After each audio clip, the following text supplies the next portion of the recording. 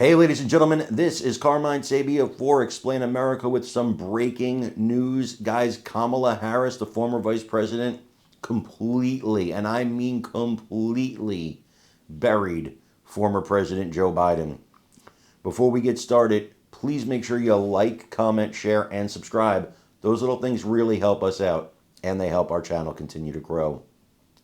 Listen, Kamala Harris isn't often right, in my opinion, but in her new book, she's completely right about what she accuses former President Joe Biden of. You can see the bitterness, the anger.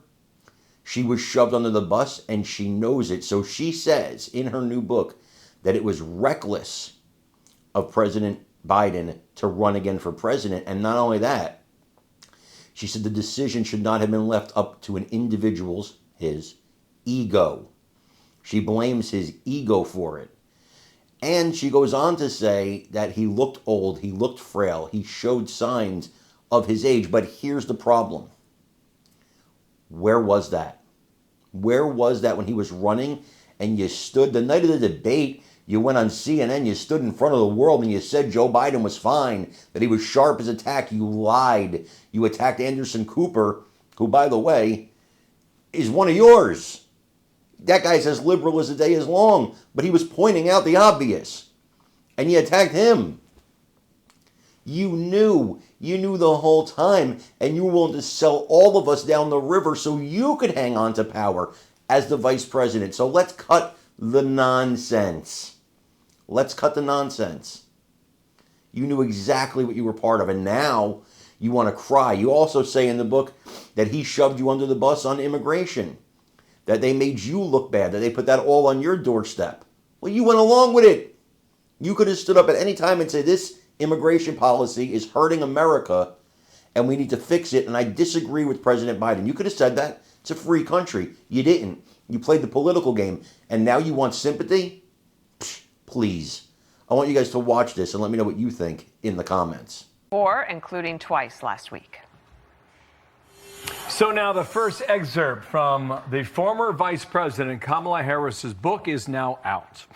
It slams former President Biden's decision to run for re-election, in part writing this: "It's Joe and Jill's decision. We all said that, like a mantra, as if we'd all been hypnotized. Was it grace or was it recklessness?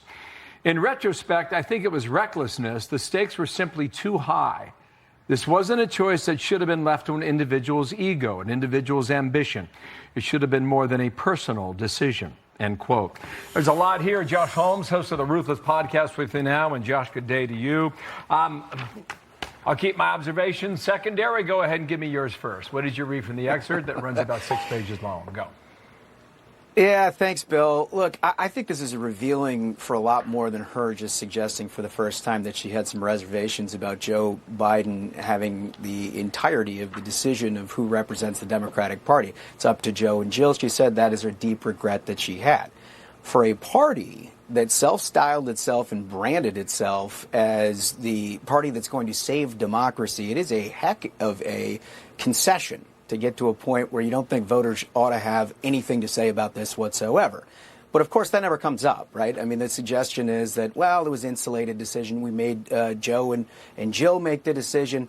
Never once is it discussed that the fact that they canceled an Iowa caucus or a New Hampshire primary, or basically threw away the entirety of the Democratic Party's ability to have voters choose who their nominee is.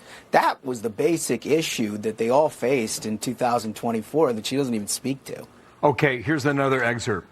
At 80, number one, guys, at 81, Joe got tired, she writes. That's when his age showed in physical and verbal stumbles. I don't think it's any surprise that the debate debacle happened right after 2 back-to-back trips to Europe and a flight to the West Coast for a Hollywood fundraiser. I don't believe it was incapacity. If I believed that, I would have said so. As loyal as I am to President Biden, I am more loyal to my country. Look, it's her story, but she points a lot of fingers at a lot of people. She does. And at least the initial excerpt does not place any blame on her. Go for that, Josh. Yeah, of course, the debate she doesn't mention, there's 13 days off before that, coming back from the European